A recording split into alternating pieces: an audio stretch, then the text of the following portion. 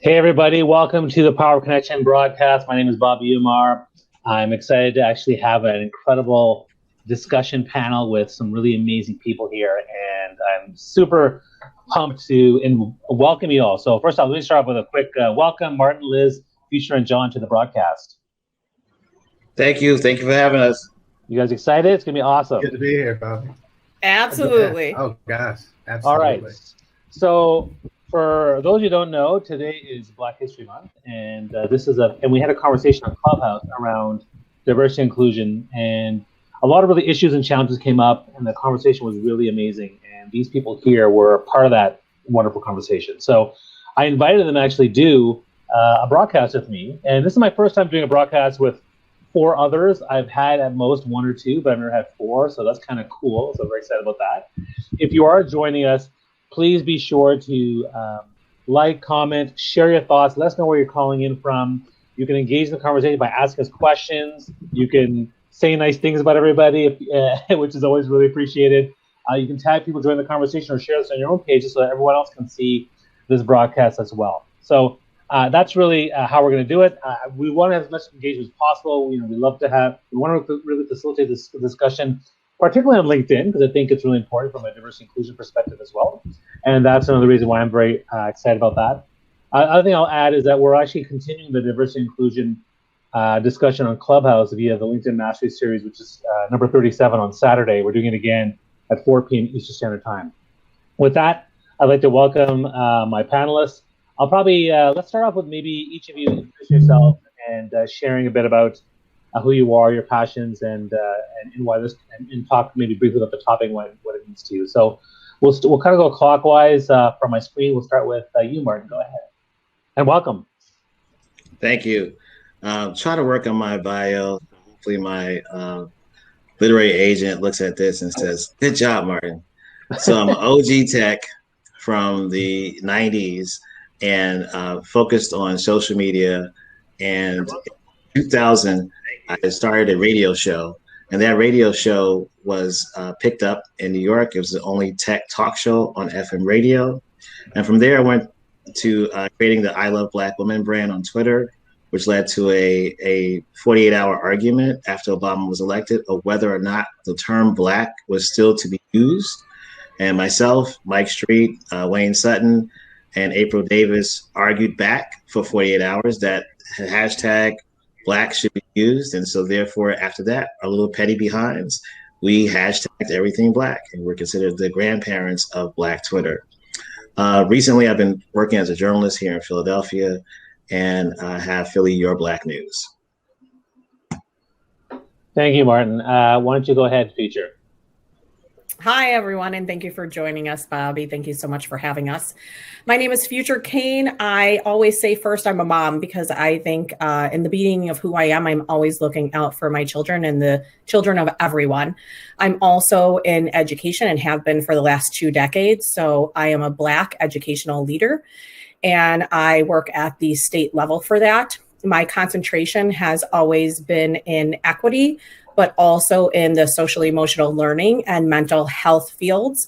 The other passion that I bring is I'm a certified yoga instructor. So everything that I bring to the being of who I am is always through peacefulness. So that is who I am, and I'm passing it over to you, Bobby. Thank you so much.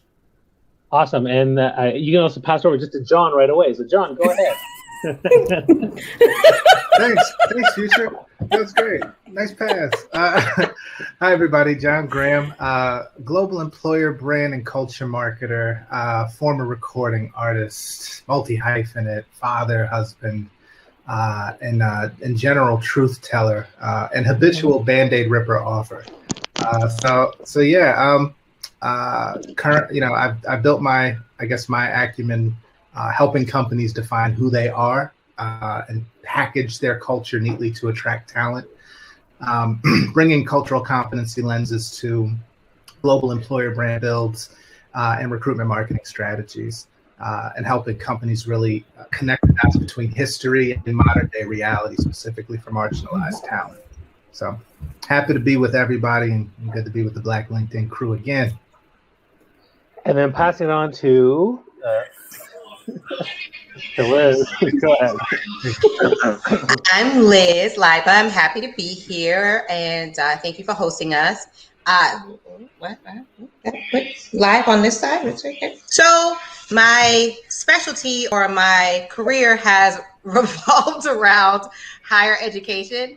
I am a 20-year veteran of colleges and universities in South Florida, and I also taught online. I started in admissions as a recruiter and later transitioned into a faculty role. So for the past decade, just over a decade, I've been working as a faculty member.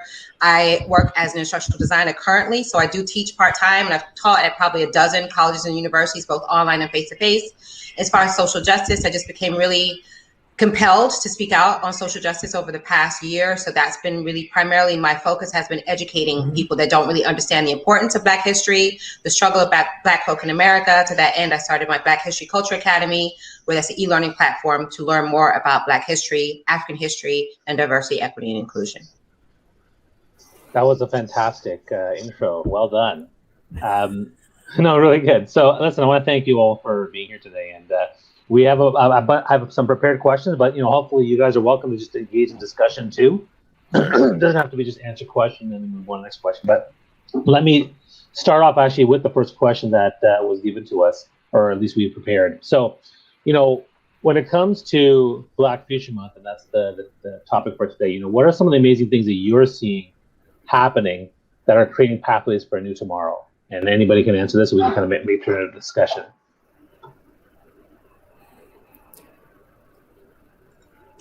So I would say what I see for Generation Z, excuse me, and Generation A is that they are definitely tapped in to learning how things work. I actually just saw a 10-year-old who created his own hot dog stand that actually is 2 buildings put together. He's 10 years old.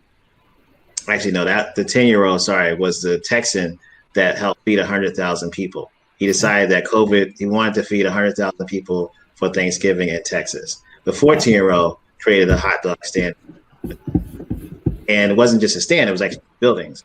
And the county told him it was impossible. You're at 14, you can't own 2 buildings, and you can't create a stand. And he did it anyway.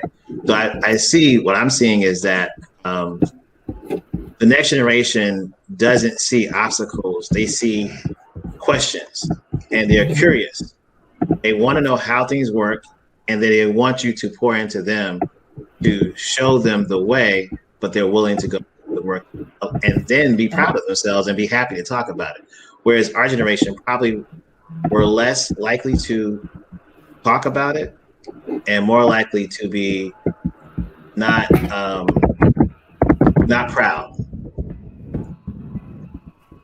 Yeah, I would echo that. I think we're seeing an unprecedented amount of entrepreneurialism and a focus on ownership, especially in the Black community. And people are opting to start building things that create legacy, right? And so that's been a huge push. You're seeing it from some of the largest entertainers. I know Jay-Z and Pharrell did a video a few months back, which really spotlighted Black entrepreneurs and things that are being done across communities. And a lot of funds are opening up to support and fund these startup ventures for Black entrepreneurs. So I think that is the lens, in a post George Floyd era. There's becoming a huge focus on building, these entities that we can call our own, that we can steer and direct and apply our brilliance and our expertise and our passions to. I would love to chime in because I look at things through not necessarily the business focus, because that's just not my wheelhouse. I definitely look at it from a higher education perspective. And we know that the young folk, those that are going to college, are going to be more and more diverse. It's been predicted, and this is based on Census Bureau, that 50% of college students in the next 10 to 15 or 20 years or so are going to be students of color.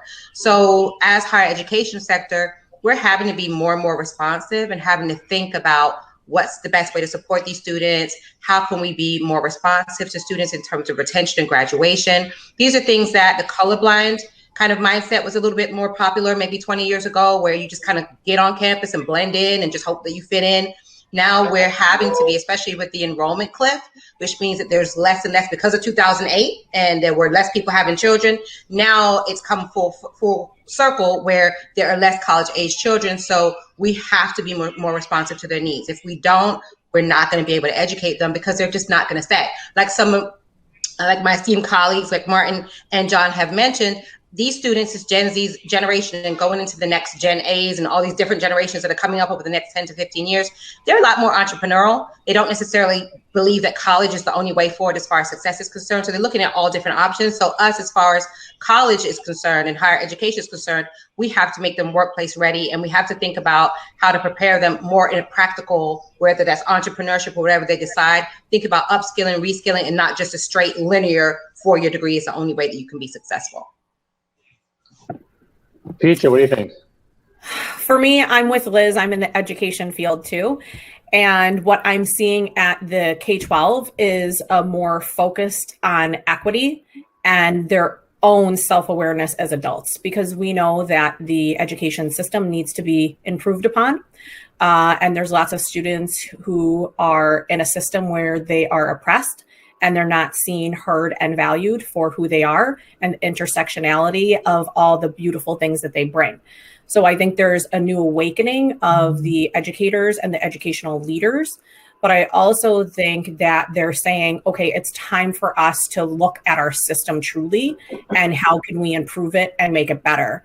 The other thing I wanted to celebrate that Martin and John said is we've seen a lot of teenagers or children, actually elementary school, who have done beautiful things, whether they're selling soaps, whether they're selling hair ties, whether they're selling lemonade.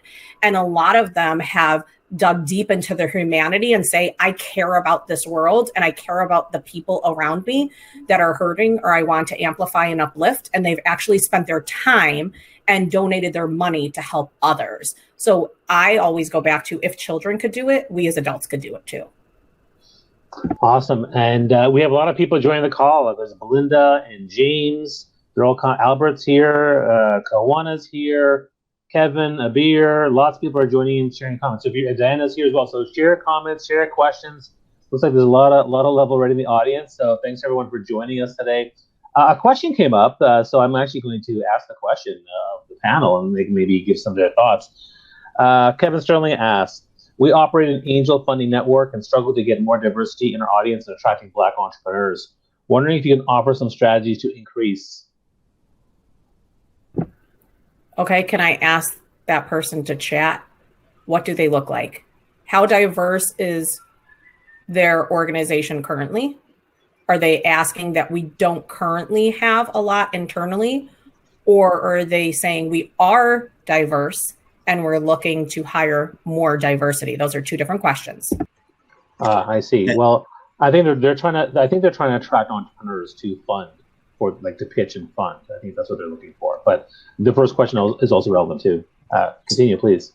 Yeah, go ahead, Mike. So, going back to Future's questions, that's the foundation, right? Like, if you are interested in attracting you have a barbecue restaurant, are you going to be in the most gentrified area where typically you have vegans at? Or are you going to go next to maybe, I don't know, sports stadium or someplace where there's bars, people drink, they're going to eat something that was, a little more meat consumers are at. So what Future is saying is a foundational perspective, even before you say, I want to do X, Y, and Z.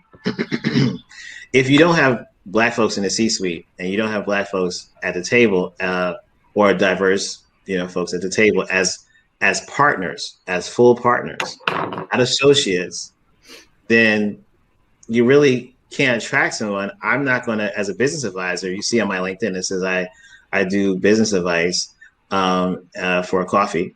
And so I'm not going to advise a young startup to come to if I go to your C-suite, I go to your website and I look at the partners and they all look like the old version of the IBM board of directors, then it's not a safe place.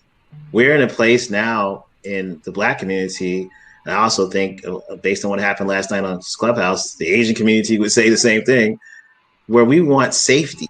We want a place that we feel safe in. And unfortunately, most boardrooms are unsafe for people of color, but also particularly for women. And whether that's the microaggressions, whether that's the, oh, chuck it up, or things that happen that people don't inherit biases that the work hasn't been done to remove. I almost want to say, what work have you done to look at yourself as not an ally, but an abolitionist? So what abolitionist work have you done? And if you look historically at abolitionists, they put their life on the line. They could have been killed to make sure that people got to freedom. And so that's the commitment to the person that, and I would say, take that exact wording I said back to the board and see what reaction he or she gets. And in that moment, ask why there's a reaction. Ask why the face drops or the redness comes or whatever it is, the uncomfortable silence. And then they can slide into Liz's inbox or John's inbox or Aisha Joseph, who's not with us, but she's part of the crew. Either of those three, and I guarantee you they would be happy to host a workshop on how to deal with allyship to abolitiony.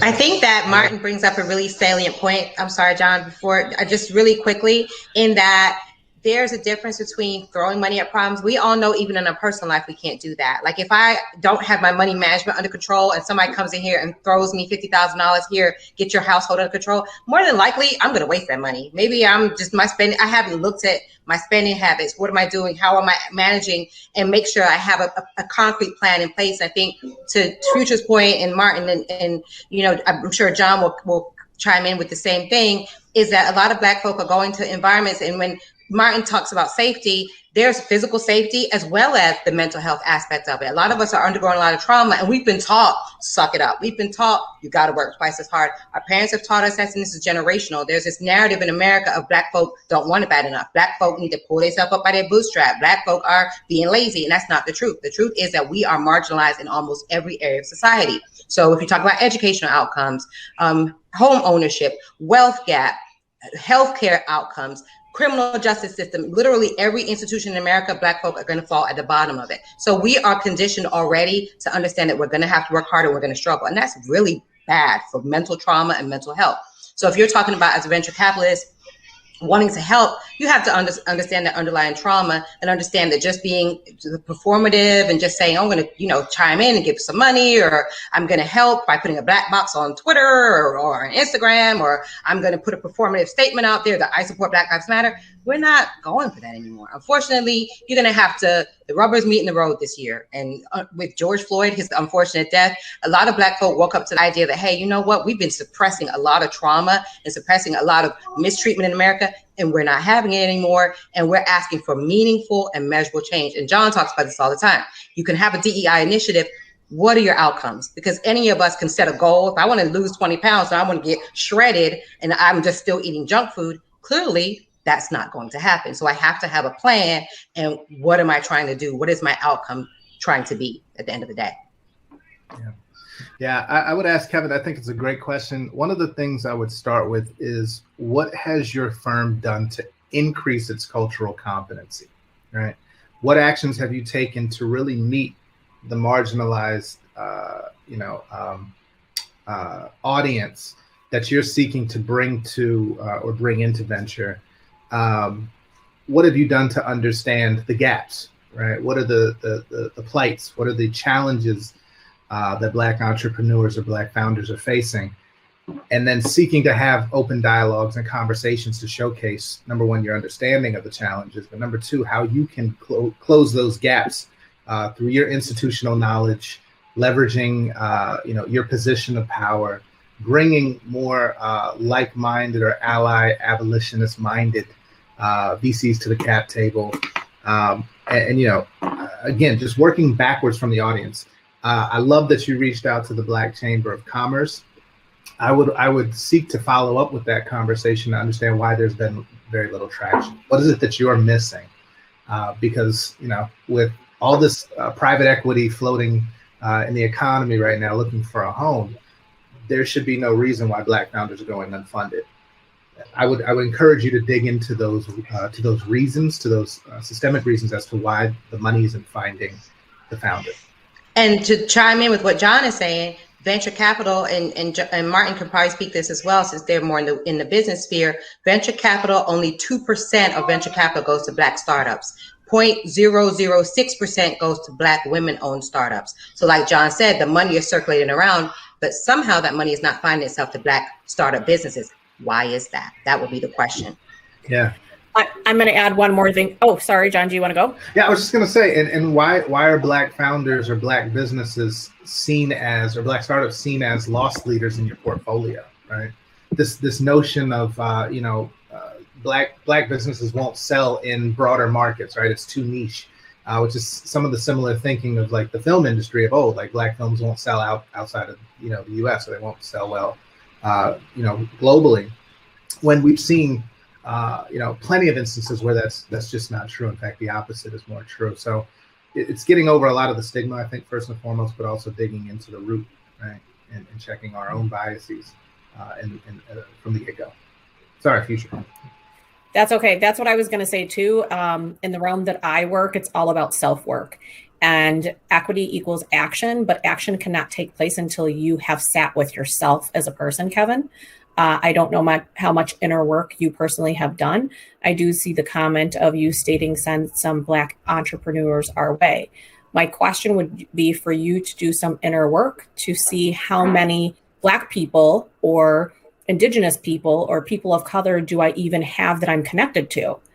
And do people feel safe connecting me to Black entrepreneurs? So I would tell you to please begin with yourself first.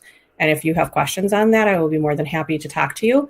I would also say maybe you want to follow myself, Liz, Martin, John, Aisha. There's a group of us that may be able to help you on your journey too. Anything else you want to add? Martin, go ahead. Yeah, I wanted to also say, this is difficult work, Kevin. So I think someone said, did you say performative, Liz? Yeah, okay. So I like the concept of the word performative, but I think it's not as jarring as spectator. And so, and I'm not saying, Kevin, by any means, you're obviously here, right? You're interested in this topic. But when I think of the work, I just got a text from one of my founders that I mentor. He just pitched at SoftBank. When he came to me 6 years ago, he was 19 years old, and it had 10,000 people in 6 different phones that he was using to promote himself. And he wanted to promote his parties. He wanted to take that and build that into an app. And I think of the 6-year journey. He's still, and his girlfriend / wife is pregnant now, or just getting ready to have a baby. So I've been with him for this journey, this and he's now at the place where he's pitching VCs. But I'm not going to send Rue to a VC that I've poured into him for 6 years. I don't know who's behind that desk. And he's asked me, can you come with me to speak to the next VC, obviously virtually. But when I do that, I need to know that it's not a spectator sport company. This is a company that this young man has built up a community of now 30,000 people that want to know where the next party is at. And even though it's a party app, or it's an app that really is a promotion app, that's still a 30,000 people that he's touching. And if we don't take him and make sure his life and his deal is structured properly, the domino effect in the Black community by losing this one founder and this one new father, and then affecting 30,000 people. So for us in our community, it's very personal. A lot of times in business, it's not business. It's not personal. It's business. We're not there anymore, Kevin, unfortunately. Unfortunately. And so I would definitely say that the journey that if VCs are really serious about this, this is a different level of commitment. This is not the level of commitment. And honestly, and maybe it's, I don't know, John wants to chime in, but I remember this whole meritocracy conversation TechCrunch founder had with, trying to think, it was about blacks in Silicon Valley that Soledad O'Brien did. And this whole concept that everything is equal. And it's really not. It's based on our commitment as advisors. How far are we going to go with this company? How far are we going to pour into this individual? And I need to know that, not necessarily just you, but I'll name some Social Capital, A16Z. I need to know that I can trust I hand over one of my next generation leaders and they're going to be taken care of. And that means 2 a.m. calls. That means it's a different level of commitment. So if you guys are ready to take that journey, we're here. But you have to be also on that other side of the table, ready to deal with all the things that happen that are triggering for the average person. And VC does not lend itself to that environment of being all-encompassing. Is here's the money, or even that process to get the money is still, you know what I'm talking about, Kevin. So think about that. And I'm going to tell you, honestly, the Black community, I'm advising people to do crowdfunding equity. I'm not advising them to come to VCs. I haven't seen, and just being honest, I haven't seen VCs step to the plate. So my thing is raise our own money, do it slower, have less burn and have more revenue, and you keep the money, but build it yourself. And I think that one of the things that came up that was, I think, really powerful is that it's important for them to reach out. I saw that once. You can invite them to reach out to you, but it's more important for them to reach out and do some outreach on their own and be proactive about that, as opposed to just send some email. No, because some people they just can't, or they're scared, or they don't feel safe. And so, reaching out to people, I think, is definitely something that I got from this versus then reaching out to inviting people. And there's tons of, again, we're here talking Power Protection Chat. We're talking about Black Future Month, and we're trying to celebrate diversity here and share some really great insights from these amazing Black leaders on the call. There's a ton of people who are commenting and engaging, which is great. Please keep the questions coming, keep the comments going. There was, James and Terrence and Kawana, and a lot of people are sharing some great comments. One question came up, and I know we're going off script here, but I want to answer some of the questions. Another question from Terrence came up. Any observations on dealing with the obstacles associated with our own demographic? What do you mean by our own demographic? Are you saying Black people? I don't want to assume anything. So are you saying the Black people? Well, he didn't say. So Terrence Seegers, that's what he said, but that's all he said. So that's all I have. It's the opposite. Well, she's asking for him to clarify the next Terrence, text. Just clarifying the text for what you mean by that when you say our own demographic. And again, there's lots of great questions here. Kevin also asked, I'm thinking of starting an equity focus group within our membership led by some of our current non-white members. Would that be a start? Yeah. 100% yes. Yeah. But I would say, I would go to, I'm going to image John Graham, and I'm going to say, the founding members need to be white. This is not the work that needs to be done to create this, and the structure should definitely not be on the shoulders of the persons that are non-white. You guys need to lead this, and then create this safe space, be the pillars of the space, protect it, and then allow whatever comes out of that space to then flourish.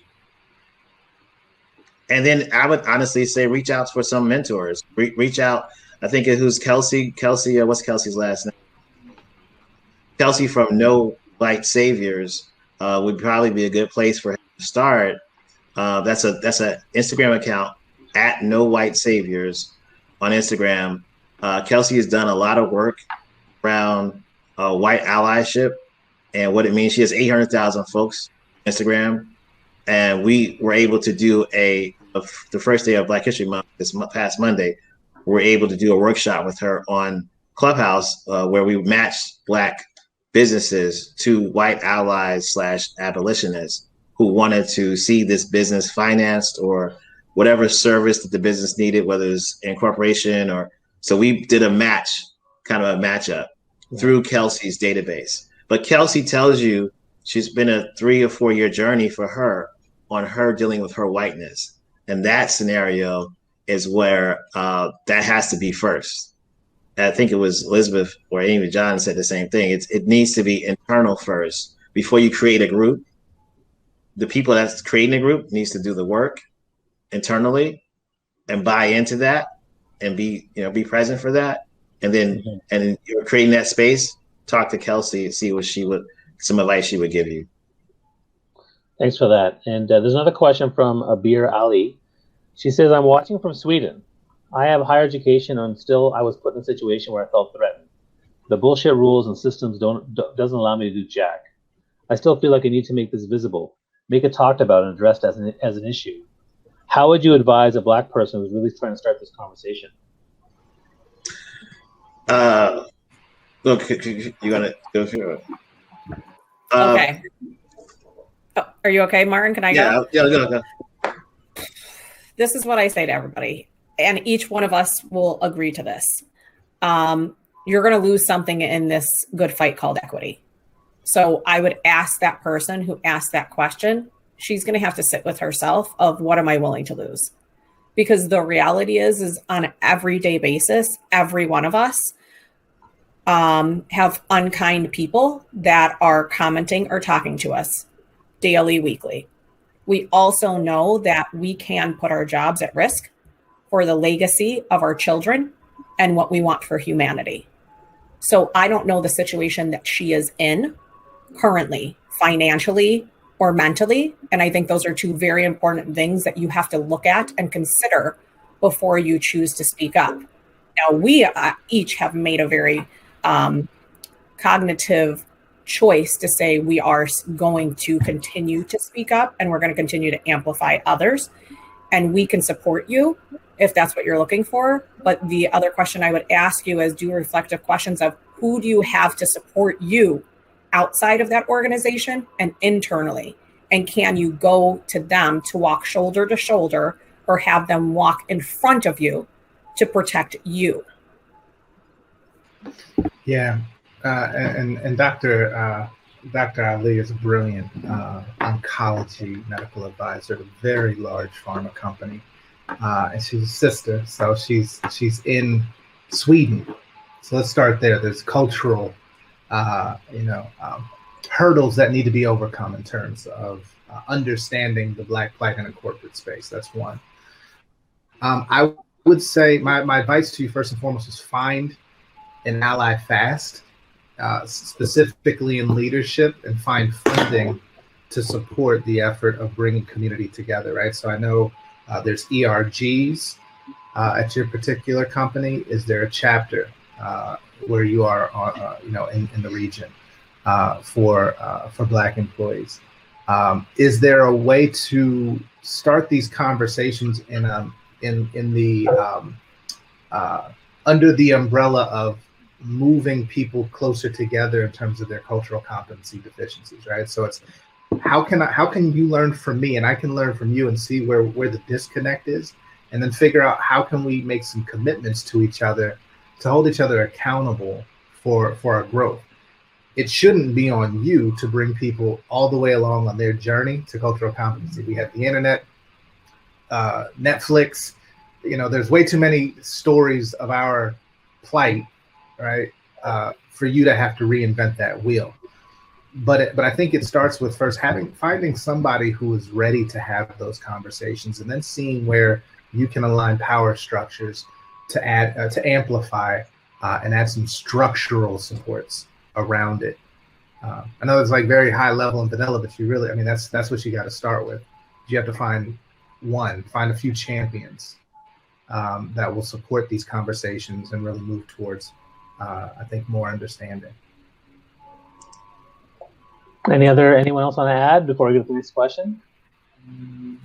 I think she needs to really be safe, and really think about her safety and what does that mean? Which kind of feature saying sit with yourself. But I mean, as a Black woman or a biracial woman in a country like that, there have been the United States, as bad as we are, or bad as race relations may be, we still are just seeing neo-Nazis approach, coming close to us. But in Europe and other places, they will band together and burn your house down. Like it's that serious. So she needs to be very clear about what her safety measurement is and how many attacks she's seen. I don't want to tell anybody to leave a country or to leave a job, but I definitely think if you don't feel safe, your health and your mental wellness is the most important thing. And it may be, how am I in a safe environment where I can thrive? How can I thrive and do what I want? And start to look for, there may not be abolitionists over there, but there may be allies over there, and look for the allies that can pour into, who's leading the racial conversation there, what nonprofit organizations, what does that ecosystem look like?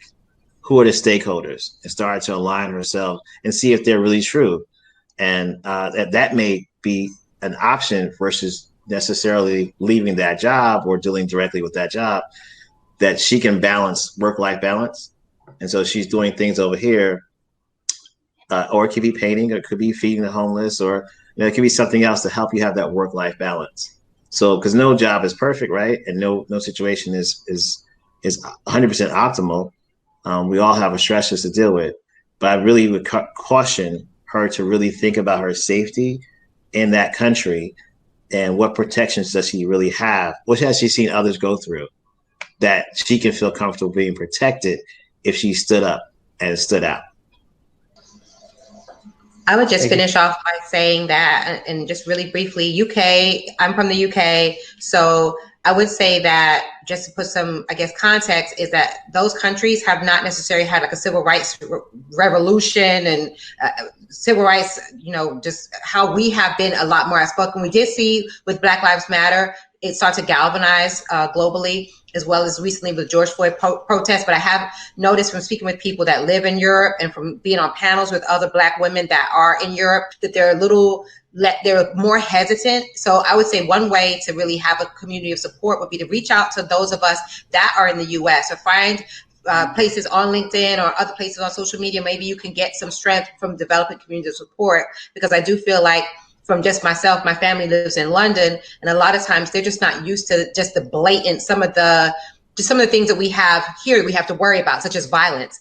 Police don't carry guns. It's like not even legal for people to have a firearm. So even though they may have some of the more boisterous ideas of like, I can just say whatever I want because no one's challenged that with the civil rights movement, like what we have here, they don't have the threat of violence. So they're dealing with some of the different mental aspects that we might be not as familiar with. So reach out to people that you see on LinkedIn or social media and get some support that way as well, because it might make you feel like, it sounds like she's a little bit like frustrated from what she said in the chat.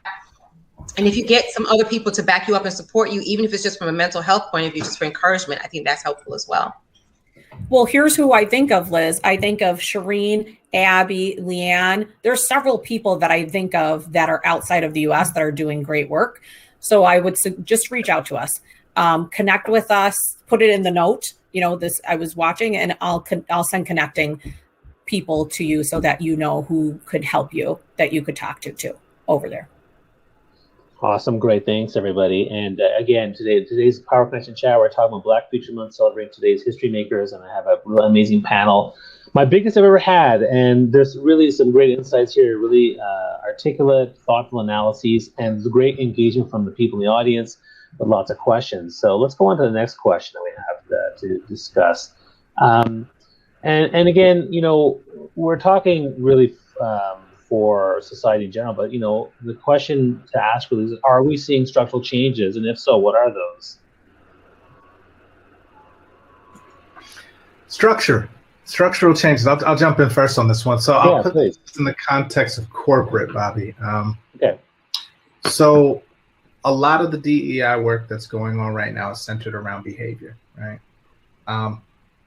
You're starting to see companies move towards structural in the sense of tying metrics and performance goals as it relates to diversity, let's say, and increasing talent flows of marginalized talent into corporate scenarios.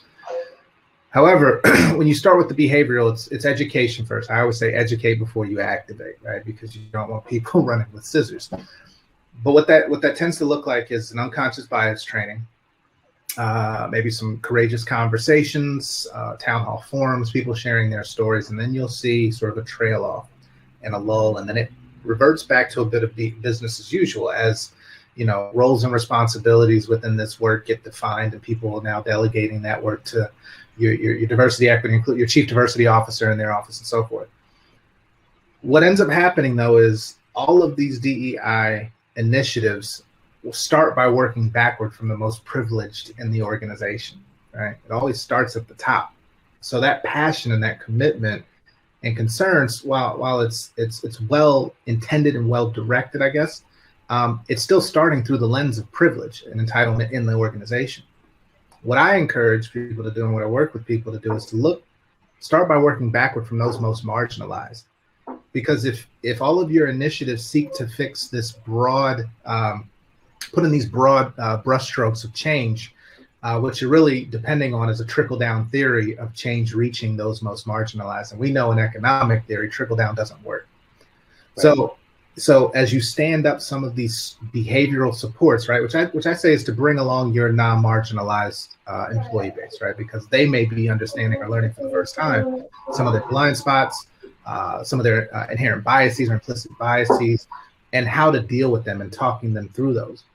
But if you're not fully aware of what the daily lived experience is for your most marginalized employees, and you're not starting there, then all of the change and structural and behavioral stuff that you're working on will never reach those who honestly should be the intended beneficiaries.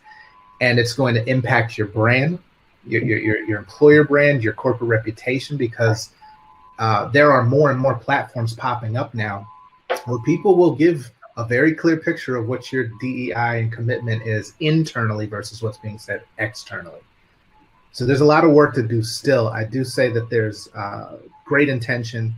I still think that we're moving at a pace that's solely dependent on the comfort of those most entitled in the organization. And I will chime in with, I know me and John share the same perspective and the same philosophy, that a lot of times me as not being in the DEI space and me being in higher education, I look at it from more of an education, and probably me in future would agree, and I know John does too as a scholar of Black history, is that we're asking folk that maybe are in business and marketing and accounting, whatever their field is, it might be in wherever you work, whatever department in your organization, we're asking people to understand very advanced psychological concepts. Like you're talking about implicit bias and all these things that you have to really, like Future says, sit with yourself and understand, well, I have implicit bias. What does that mean?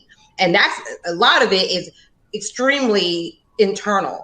And I think that it's an advanced concept for a lot of people to try to understand cultural competency and systemic racism and all these different terminologies that you're throwing at people. And it's almost like you're asking somebody to like graduate from high school and they haven't even done middle school or elementary. It's like, how are you going to do that? Whenever I teach a class in college, I don't teach research writing before I teach a person how to write a paragraph, because they're clearly going to get an F. So I think that people have to understand even the history of Black folk in America.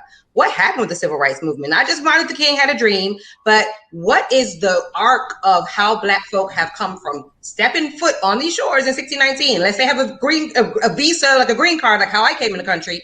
You have to have been here and you were marginalized from day one, and there was 400 years in between that. So what happened from point A to point B? Why are Black folk so mad? Why are Black folk saying they're marginalized? Something happened, and it wasn't just Black folk are lazy, because clearly they worked for 200 years for free. So Black folk are not lazy. That narrative needs to go. So what happened in this arc of slavery? What happened in this arc since emancipation? what in a legal perspective has caused Black folk to be marginalized in education, in wages, in promotions on the job? Why are these things happening? And we can't just boil it down to implicit bias, because a lot of this stuff is legal, and those legal philosophies and processes have actually caused the marginalization long term. Even up to today, banks are refusing to give loans to Black folk in the same rate that they give to white folk, with the exact same credit scores, with the exact same background, with the exact same everything. Why is this happening? So we have to understand that. So the person won't go into the DEI training for an hour and say, well, why are Black? It's meritocracy. If you want it, you can get it. That has to go. Because if we don't understand the legal process of how all of this happened, then we're not going to get someone to understand that there's a bias, because they haven't even bought into the idea of how Black folk even got from 1619 to 2020, 21 now. That's real. And just to double down on that, I mean, you're talking about 400 years of epigenetic encoding, right? Passed down generationally from the marginalized side, right? So Black folks have a shared history passed down through generations, and literally epigenetics showcases that trauma is passed down intergenerationally. The converse of that is that white folks in the country have 400 years of not having to care, right? So now we're working backwards against that. And I always say, how do you explain water to a fish, right? It just is. This is the environment you live in. You don't understand water until you get contrast and come out of it, right? As a fish. And so in this sense, we're working through generations, right? Literally generations, 22, 23 generations of entitlement, of privilege, versus, the other side of that. Using history as a foundational understanding, and meritocracy is a really good place to start, because I think a lot of people think, well, post 1964 Civil Rights Act and Title VII and all these other legislative measures, we all have the same opportunity. But that's like saying, well, let's play Monopoly for about 400 years, and I'm going to have a head start. I'm going to use all the money. The bank is just for me. You have to play on the sideline. And then at 401 years, you can start playing and say, look, it's all even. It doesn't work that way, right? So we have to get through this and this unfortunate dilemma that we have, especially being in the U.S., and it's very U.S. centric in my mind, that if you had a U.S. history education, you have a very, very poor and deficient education of history, right? And that's what we need to work backward from, and I think connect some of those dots and bridge some of those gaps. And that's why you could go to Liz's course and get your Black education. Seriously, right? I mean, that's the reality. Liz and I will talk hours and hours about this. It's not even mandated in most states. So essentially, I had to sit through, and all of us probably, I had to sit through 12 years of not hearing about myself, not seeing myself, because that's the way the system is set up. And that's what we keep saying. We're going to keep speaking up about this because it's not right. My child matters. The children who look like me matter, and they need to see themselves. They need to know that they came from royalty. They need to know that they are where we began. They need to know the contributions that they gave. And it wasn't just one culture that did that. That's right. I highly recommend people to pick up the book, Post-Traumatic Slave Syndrome by Dr. Joy DeGruy. Phenomenal woman, literally a national treasure. And if you look on YouTube, you can see some of her lectures around the subject, but it's mind-blowing work. And as a friend, fortunate to call myself a friend of hers, the work that she's doing right now to help unpack that generational trauma on both sides, right, on all sides, and help people find ways to be the healing and move forward to create new pathways for the future. I think it's a worthwhile read, and even as a book club start as well. John, can you put that in the comments for people so that they could? Oh yeah, for sure. Yeah, good idea. And Martin, was there anything you wanted to add? No, everybody pretty much covered it. All right. I'm glad to hear. And again, there's lots of great people who are commenting and engaging, I think, and there's a lot of passion in the comments. So as much as I'm getting a fantastic education here on stage with you guys, I'm also getting education and reading through the comments as you're all talking, which is great. Let's go on to another question, which is the American dream still relevant?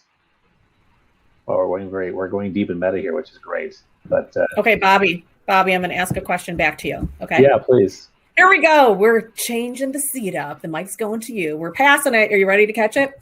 To me, okay. Sure. So here's the question: how do you define American dream? Well, I'm Canadian, first of all, but let me just say, North American dream, maybe.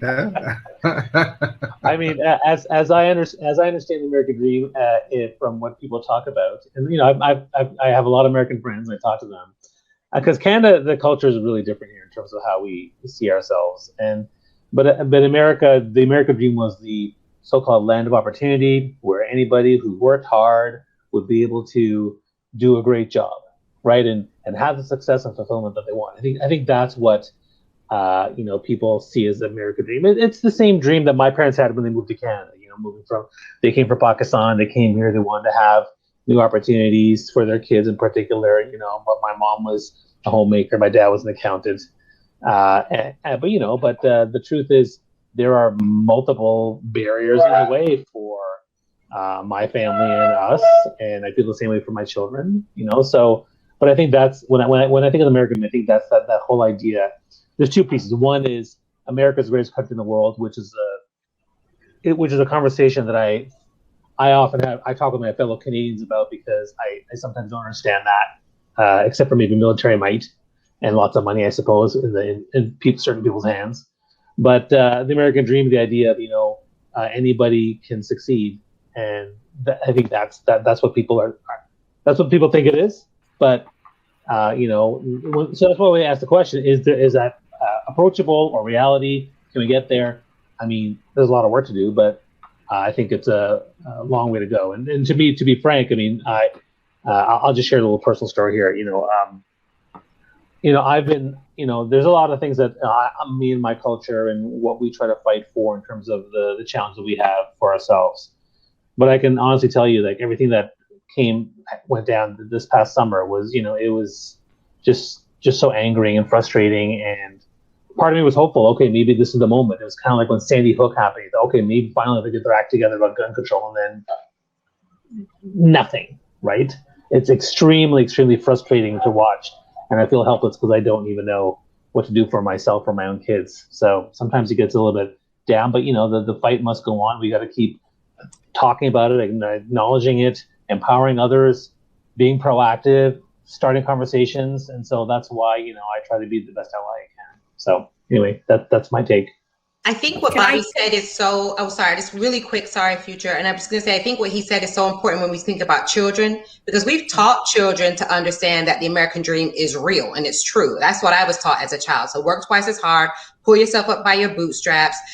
Everything is equal. This is a meritocracy. So if you get out there and work hard, you get your A's, you go to college, you will be successful. And I think that's a part of this disillusionment that we all felt over last year and around the summertime. It's like, wait a second, all that we've been taught from the time we were little, that's really not true. I mean, we knew it and we've been kind of like, okay, yeah, that we know that's not true. But it was like a collective unplugging from the matrix. And I think it's really important, to Bobby's point when he talks about his children, for us to make sure we prepare our children. Don't tell our children it's okay, work harder. Don't tell our children, well, everyone else is leaving at 5 o'clock. You stay till midnight because you're trying to get a promotion. That's really unhealthy. And that's what a lot of us have been doing. It's not our parents' fault. They didn't know. But I definitely tried to chime in. And I'm sure Future has a lot to say about that because she works with social emotional learning and with young people. That I think a lot of this is also us reframing what we think the American dream should be and not training our children to work twice as hard or telling them, which was what my parents told me, well, it's just unfair. Just suck it up and deal with it. And hey, just because that person can party and not have to study, you have to study, because when you go in there and if you get a C, you're not only getting a C for yourself, you're getting a C for every Black child and every Black person is going to follow you. And that's a lot of burden for somebody to carry. So what do you say, Future? Now, people might come at me, and I'm okay because they come at me every day for this one. The American dream was a lie. And I think the American dream was a lie to help people prosper and get ahead and leave other people behind, which in my opinion isn't really humanity. So do I think that we can, like I think all of us are doing on this panel right now, reimagine what the American dream is for not only myself, but for my children and for my grandchildren who aren't even in existence right now and aren't even a thought because my children are little.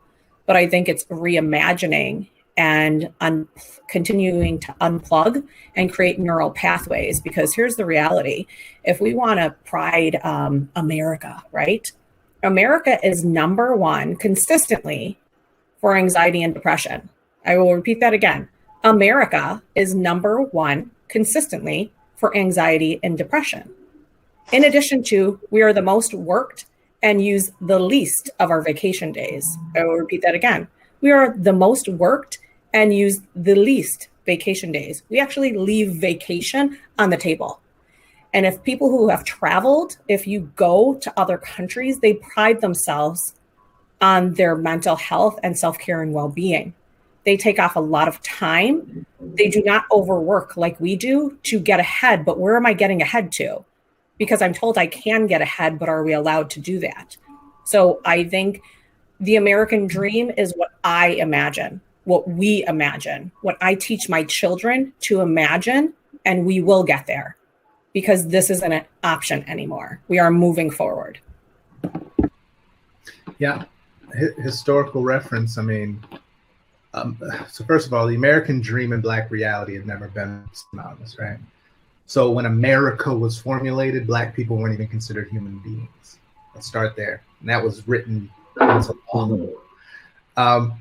And so when we talk about the dream and what it's been sold to be, look, this country was founded as a business venture, right? This was a land grab and resource grab to increase the coffers of those in the wealthy class abroad.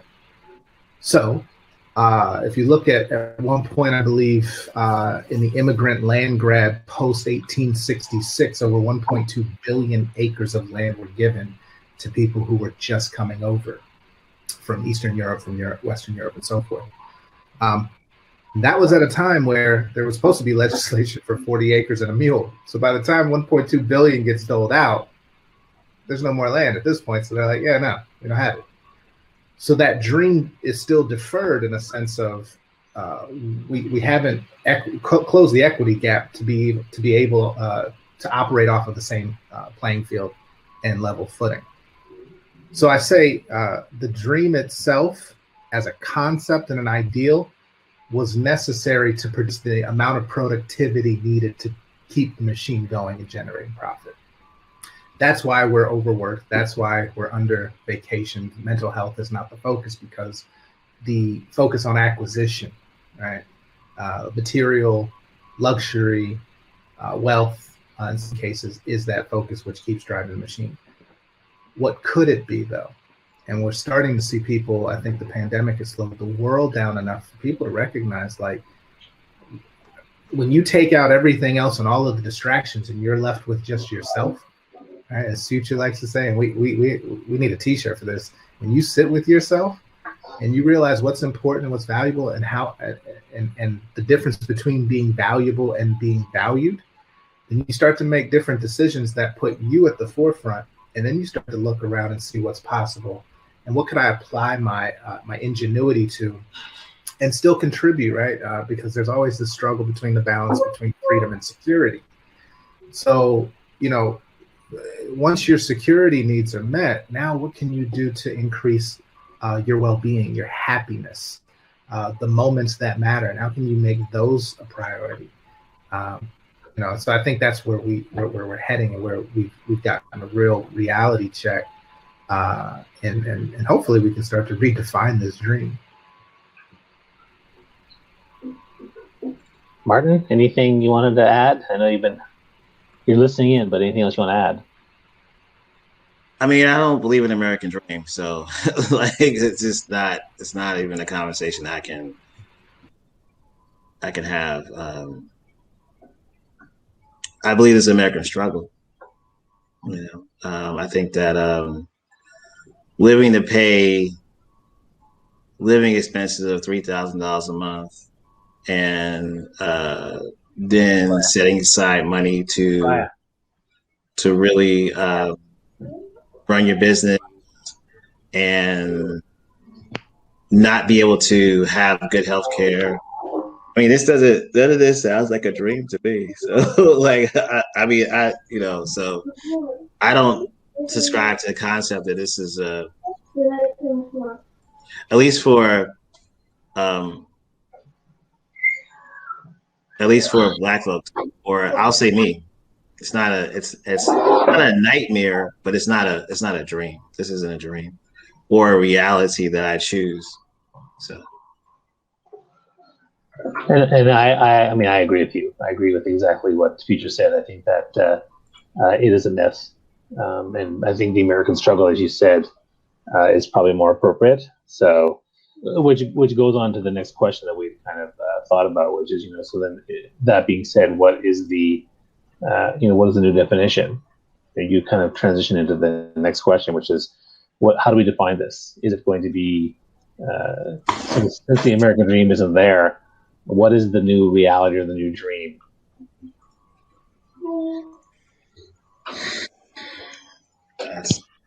That's a future question.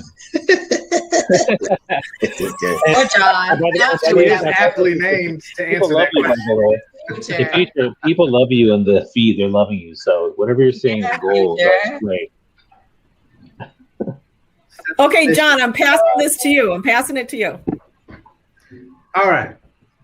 What does the future? What is the new dream? Yeah. So there's a lot of conversation on Clubhouse, in the Black community, not only Indigenous American Blacks, but also in the diaspora.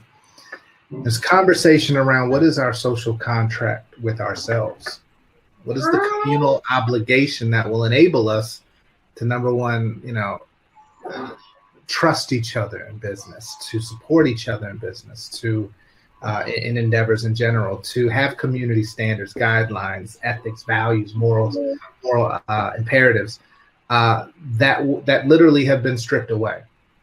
Now we have all of these other elements, whether it's economic, political, media, education, and so forth. Those are pretty well in place, but the one thing that's still missing is a communal obligation. What I would love to see the new dream start to look like is this coalescence of support, understanding, recognition, elevation, and thriving, so that we can actually compete. Right. But that's my view. Okay, I'm gonna go with values. And the values that I think for the reimagining of the American dream is, 1, at the forefront, equity. 2, empathy. Because I think people have missed that. I think people, and I could be more specific about it, white people, and not all, because we have a lot of support and allies that are literally walking right beside us or in front of us. But I think somewhere along this 400 or 500 year path, people forgot empathy of having a true understanding of what it really feels like. I give you a day to walk in any of our shoes, just one. I don't even know if people could go an hour. That's the reality. So have a little empathy and compassion and come with a non-judgmental lens, because you never know. You never know what the other person sitting beside you is going through, because people choose not to tell. Okay? It's a choice. The other thing I think is collaboration. We are saying we need to unify and power up at this point. And as much as we would like everybody to be able to do that in our Black community or in the community in general in the United States, we are not ignorant to believe that everybody wants this dream of us unifying and thriving and doing well. So I think those are the things in which we stand on to move forward, because I don't want to say we're taking back what we should have been given, but at the same time, we just want to be able to ride the roller coaster the same way everybody else has, the same amount of tickets. That's all we want, just the same amount of tickets. We're not even asking for a backlog of tickets because you already rode 400 times. We just want the same. So I think if you come with that, then we could move forward, and I think the world will be a beautiful place. But I also know people don't want to see that beautiful place. Future, I'll take the backlog.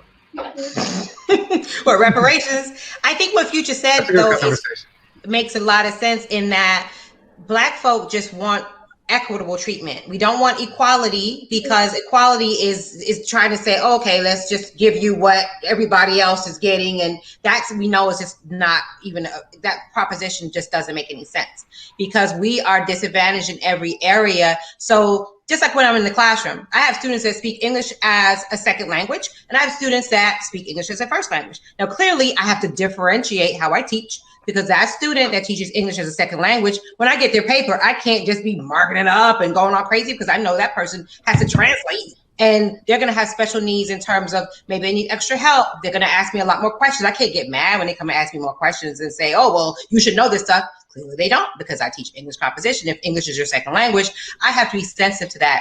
And I think sometimes when we're thinking about diversity, equity, and inclusion, and some of the structure of how corporate America is looking at what they need to do, we have Wells Fargo coming out and saying, we can't find Black talent. You need to go where the Black talent is. If you have Black folk that you're getting into your organization, what are you doing to support those Black folks to make sure, like NYU's dean that was highly like world renowned, she said she left after less than a year. She said, you know what? I'm from South Africa and I can't handle what's going on at NYU. That's a problem, because that means that when you are, first of all, you're not looking for Black folk, qualified Black folks. You're not going to HBCU. If I was looking for a nurse, I wouldn't go to a marketing convention. I would go where the nurses are at. And we're seeing that companies just expect, like what Bobby said earlier, well, don't just sit back and say, email me. Why don't you go out and look for folk? Why are you not networking? Why don't you know these people that are on LinkedIn that could hook you into these Black folk that are looking for capital? You're just sitting back like, come to me. That's unfortunately how America has been. It's been like, you sit back and just say, well, if you wanted it, you would have it. No, because just like that ESOL student, I have to give special attention to them because they're not at the same level as someone that has spoken English from the day they were born. It just doesn't work that way. So you have to be intentional. You have to recruit and look for Black folk. Just don't say you got an education, so why aren't you here? That's not how it works, because you have someone that's starting here, just like John said. If I'm starting and I'm in the parking lot and you're already in the starting blocks and I haven't even pulled up to the stadium and you're halfway on the first lap of the race, how can you treat me exactly the same? That would be ridiculous. So you have to give people the support that they need, whether it's recruiting more Black folk, whether it's support, even before you get to the recruiting part,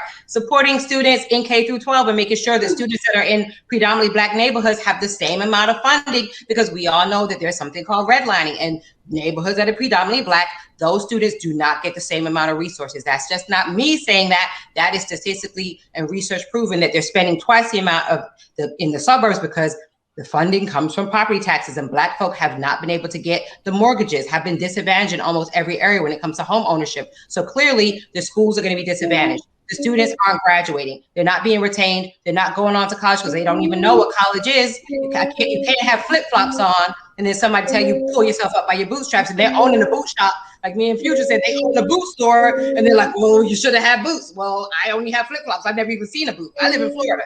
I don't wear boots. If somebody told me to put boots on, I'd be like, well, can you show me the boot? Like, can I get a boot? Because I don't have to wear boots. I'm in Florida.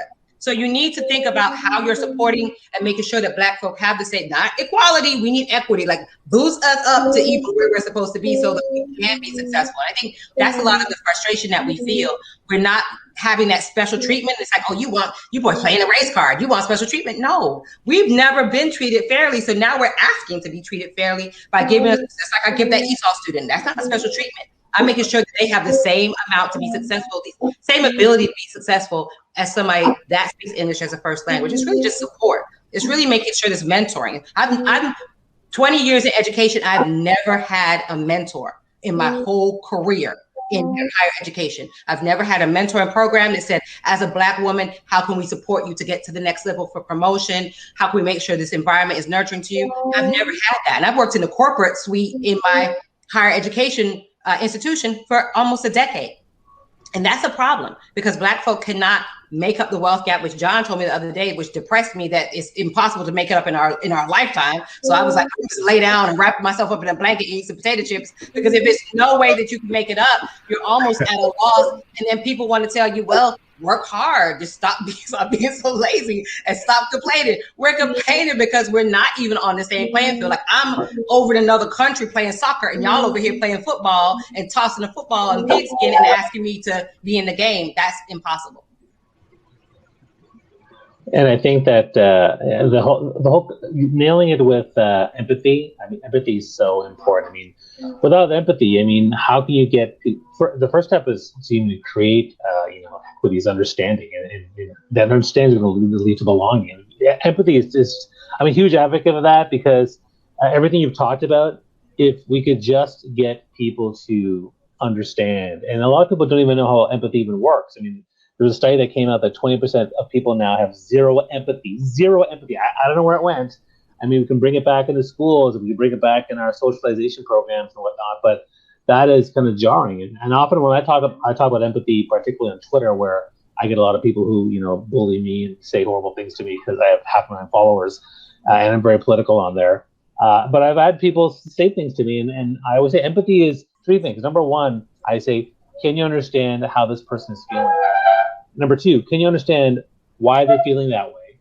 And number three, can you support those feelings? And if you can do those three things, answer those questions, then you're going to get at least somewhere near the surface of understanding where these people are coming from, what they're going through, and giving them a safe space to share what they're feeling, what they're going through, and then work towards trying to support those feelings. And I think a lot of people don't understand what empathy is, so I always think it's important to actually educate people on how empathy works and how to build that in people. Now, Bobby, what I will say is, I always try to clarify this. We've had conversations on these safe spaces, okay? And here's the question that I will ask people to reflect on. People are saying, I want a safe space to have a conversation. But the question is, have you ever felt unsafe? Truly, have you ever felt unsafe? And I would say it's not a safe space. We need to create brave spaces because at the end of the day, you are going to come in probably feeling not safe because we're throwing your equilibrium off of your consciousness and bringing your unconsciousness to consciousness. So when we do that, guess what?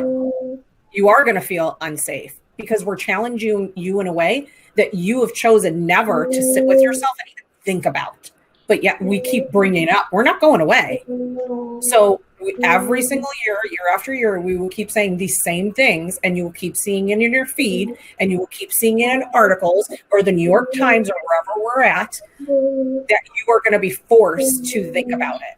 So people have to dig in and get courageous and vulnerable. And I'm talking to the leaders here, the company owners, the directors, the CEO, the main that are setting the tone and the mood for the middle of your organizations. We need you to step into yourself and say, I'm going to be vulnerable and I'm going to be courageous and I'm going to do something that's uncomfortable.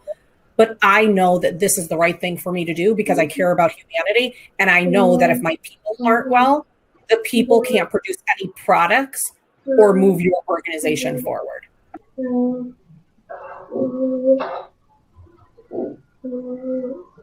Anyone else want to share? I would just say that it feels like, why is this our problem? Yeah. I honestly think that, that's showing up and saying it's not our problem. This is a y'all problem, and y'all need to fix it. Call us when you're ready to fix it. We can be at the table. There's so many Johns listed, some of the workers in this, and some of the workers on this call. I would not include myself in that space because I'm an amplification person and a marketing person. So I will get the word out after next whatever program. But there are people that are working in the space, so you can have those people be at the table with you. This is a problem that the society as a whole has to figure out, and it's not a Black problem. Well, you said that you hit the nail on the head, Martin. And Toni Morrison, the brilliant Toni Morrison, when she had an interview with Charlie Rose, she said the same thing. She said, take me out of it. Take me out of it because Black people are the victim in this situation. And I hate to call us victims, but in a sense, it's like we have been victimized. So I don't like to say we're a victim, but the situation that has been created as far as the marginalization of Black folk in America has caused us to almost have to center ourselves in our own redemption and in helping ourselves out of a situation that we didn't create. So Toni Morrison said exactly what Martin said, in that, take me out of it. White people need to be looking at themselves and saying, wow, it isn't a meritocracy. Everything around us says that, even though I'm saying I don't see color, clearly that can't be true. Because if Black folk are marginalized in every single indicator of wellness, how is it that you don't see color? How is it that you have no Black friends? Because statistics and studies have shown that 85% of white folk in America have no Black friends, have no Black people in their circle. So when you have VCs saying, hey, throw me some Black folks so I can help them, that's why they're saying that, because they don't know any Black folk. They're not in communication with any Black people. They have no Black friends. There's no Black people in their organization, clearly, because there's only 8% of Black folk are in the C-suite. So clearly you have no contact with Black folk. So you want us to not only recruit you, Black people, so that you can fix a problem that you created, and not saying that you created it in the sense of an accusation, like, because that'll be the next thing. My people didn't own. Say, I haven't ever said the N-word. I like Black folk. I went to school with a Black person. No one's saying that you're a bad person, but if you're not willingly, and like John talks about the abolitionists, an abolitionist doesn't sit back and just say, oh, hopefully, they'll get freedom one day. That person actively went out and put themselves on the line every single day. If you drove by me broken down on I-95 and I have a flat tire and I see Martin drive by and he's like, beep, beep, hopefully you get that fixed. That's not a friend. That's not an ally. That's someone that's like, well, not my problem. I'm on my way to work and I'm late. Now, if you pull over, swerve over, and you're like, hey, what can I have? Do you have a jack? Can I call AAA for you? I have a AAA. So that's somebody that's working to help you. And I think sometimes for white folk that are saying that they want to make change, it's a little bit easier just to be that person. It's like beep, beep, and hopefully something will happen. I liking a comment or, hey, yeah, I believe in it. But how much are you willing to risk? Because as Future said, you got to sit with yourself and understand, what are you willing to put on the line? Are you willing to deconstruct the whole system because it's not a meritocracy? Because it's easy just to like a comment. Yeah, that's unfair. But are you willing to say, you know what, it's so unfair that I don't want to be a part of this? The same way that people in the dominant, we were privileged. If you were married or you were hetero, you were dominant. And a lot of us said, you know what, that's not fair. If you're LGBTQ, how can it be that someone's telling you can't love whoever you want to love?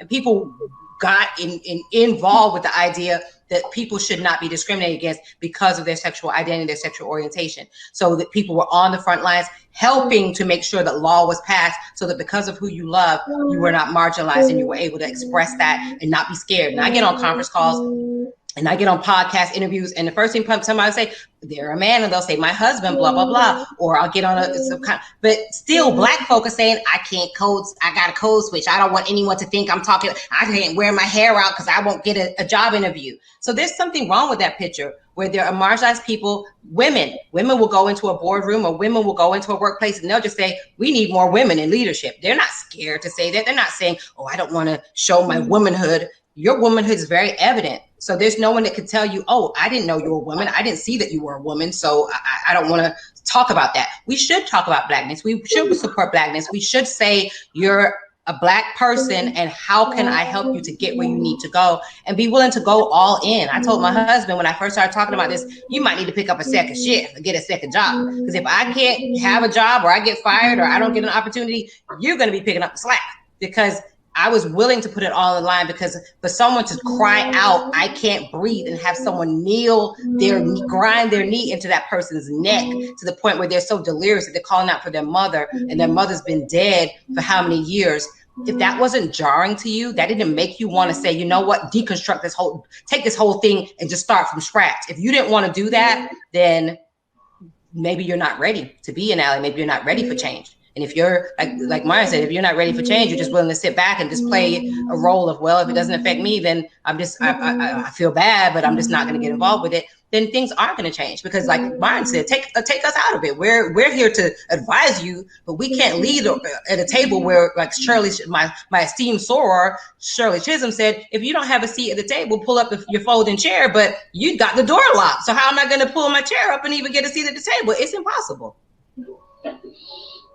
And man, a lot of what you're saying is really resonating with me. Today we're talking about power of connection. We're talking about Black future and Black history and why it's and celebrating where we're going to go. And I think the conversation has been really deep and powerful. And I thank you for that. Two things come to my mind. One was the responsibility of fixing situations of oppression are from the oppressor, not the oppressees, and that comes across in all different situations. So those of us who are not LGBTQ, we're the ones that need to be focused on and helping them. Same with all the other different situations. Men need to be part of the conversations in terms of getting equality with women.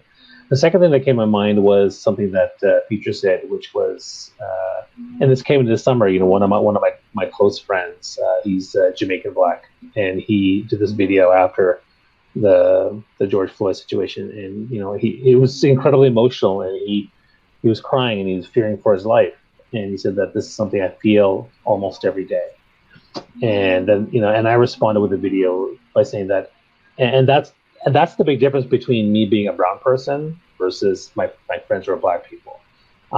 You said this. I don't fear for my life every day. I fear for my life in situations, but they are rare.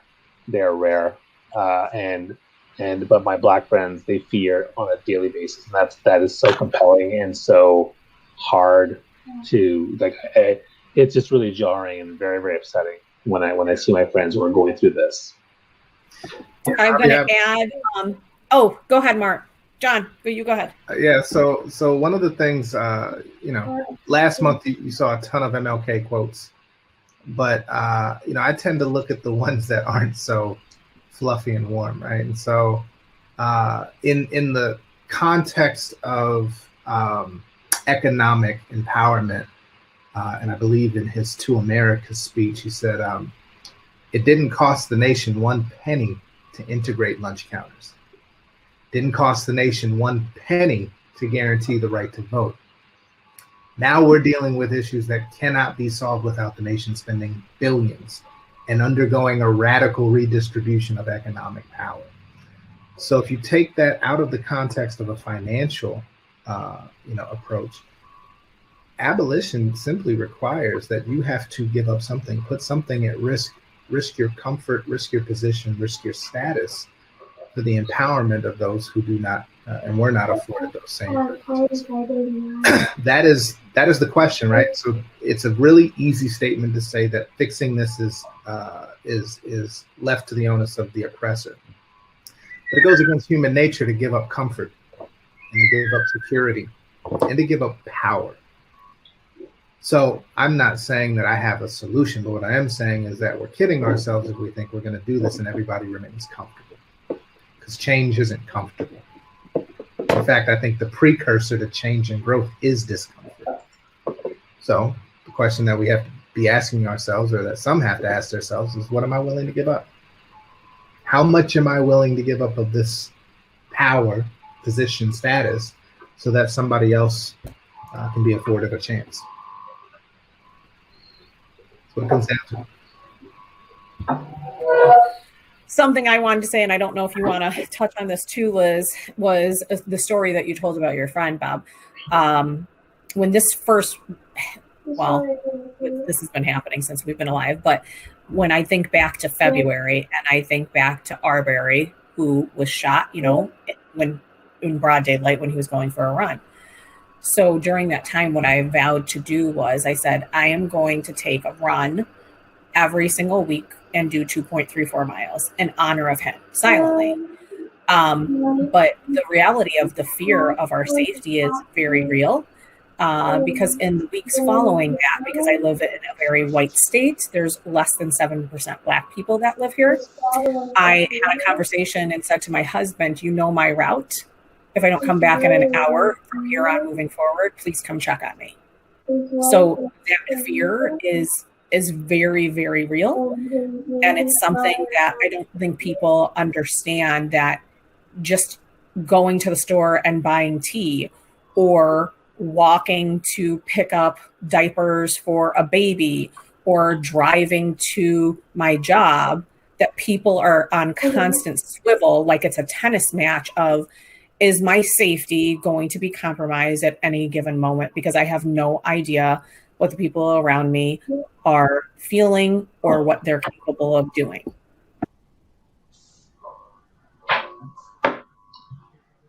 I appreciate that, and I just want to do a time check. I have to get ready for my clubhousing at 4:00. So what I'll do is we'll keep talking for another 5-10 minutes, I think, and then we'll kind of we'll have to sign off.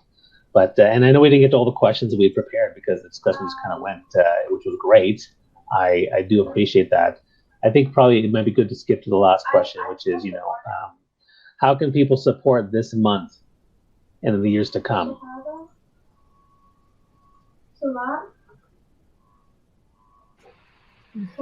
Yeah, I'll simply say, look, history is a great indicator of where we should be focused now and to the future.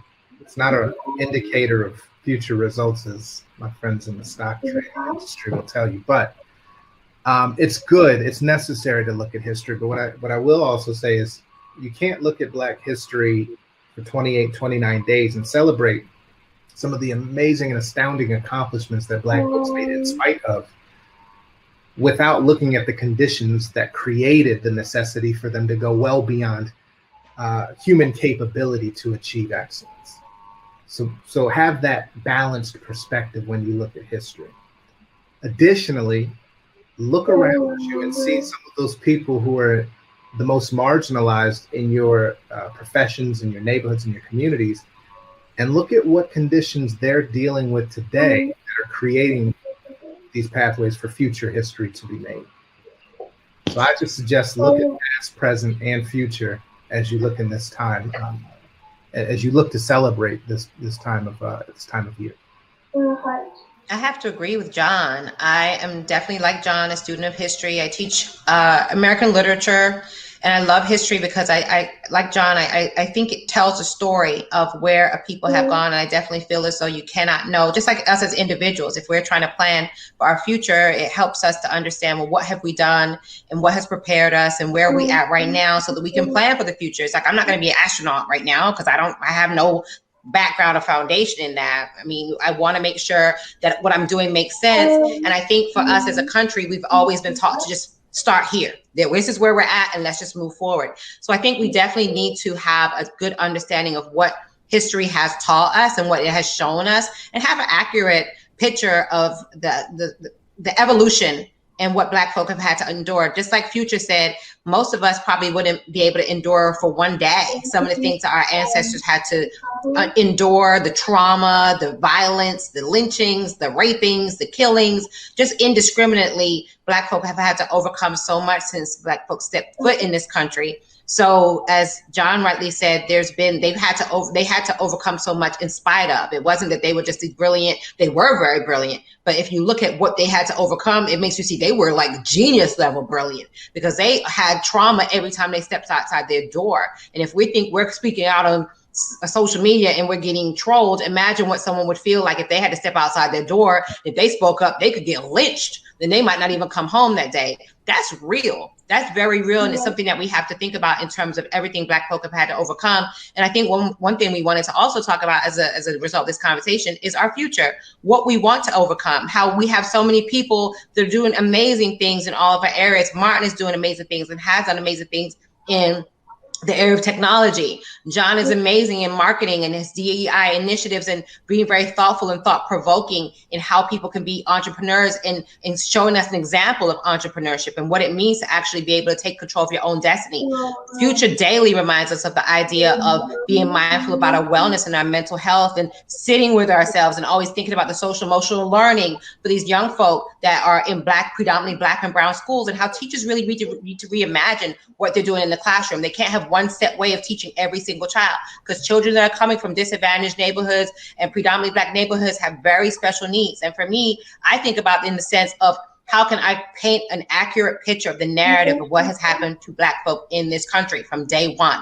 Because you cannot say it's a meritocracy. You cannot say that Black folks should be able to pull themselves up from their bootstraps when civil rights only happened in 1955 and 1965. So that's not even a lifetime ago. Literally, my mom was born like in the 50s. We have parents that literally had to go through this, that didn't have equal treatment. And now you're asking us a generation later to just forget the generational trauma, the emotional trauma that John talked about that's been passed down from generation to generation to generation. If you say anything, you're playing the race card. No, we want to be treated fairly. We want to have wage equality. We want to be in the C-suite. Why should we not want the same advantages of those in the dominant culture? And if you're looking around your C-suite and you see only middle-aged white men and then nothing strikes you that's strange, that's odd, and you're not compelled to say, you know what, something's wrong here. I need to get out here and get into my company and find out why this is happening. And I need to start an initiative. If that's not happening in your company, then what are you doing? Why are you in a leadership position if you don't care anything about the communities that you serve? You don't care anything about your customers. You don't care anything about the world. You're just sitting there and collecting your paycheck and just thinking, well, they're not here. Probably they don't want it bad enough, or we just can't find them, like Wells Fargo president. That is almost like, it's like a travesty that people even think that way. People have to really wake up and understand you have to operate in your sphere of influence, whatever that is. If you're in the C-suite, change the C-suite. If you're in your home and you're just a stay-at-home mom, make sure you teach your children properly so these children don't grow up and go out here and discriminate against people. Whatever you can do that you can amplify the message that there needs to be equity across every system in America for Black and brown folk in this country, then that's what you need to do and be proactive about it. Don't just put a like on my post, because I will unlike that.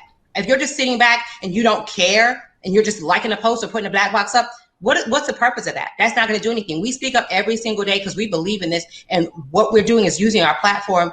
And Bobby has graciously lent his platform. Anyone that has a platform, whatever you can do, even if you could go to your neighbor and just help your neighbor, look at what you can do. Don't sit back and just say, oh, that sucks.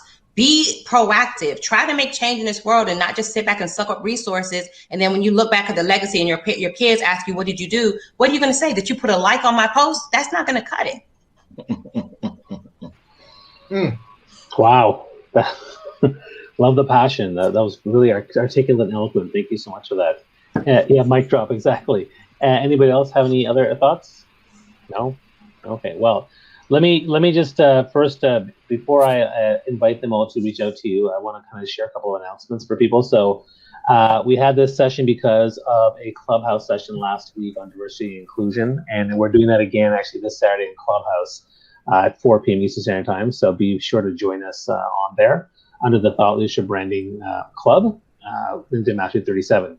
LinkedIn Mastery 33 or 34, I think it's 34. It's happening today at 4 o'clock in about less than half an hour. So that's happening too. We're talking about job searching, recruiting. So if you're looking, and it's all free. People are giving free advice. So if you need help with that, please come to the event and join us. Next week, I'm doing a 5-day free thought leadership program to help people, entrepreneurs, career enthusiasts, to build a thought leadership brand for themselves. It's a free session. I'm taking all my stuff from the last 50 years of content, and I'm delivering 5 one-hour sessions every day, Monday to Friday, even on my birthday.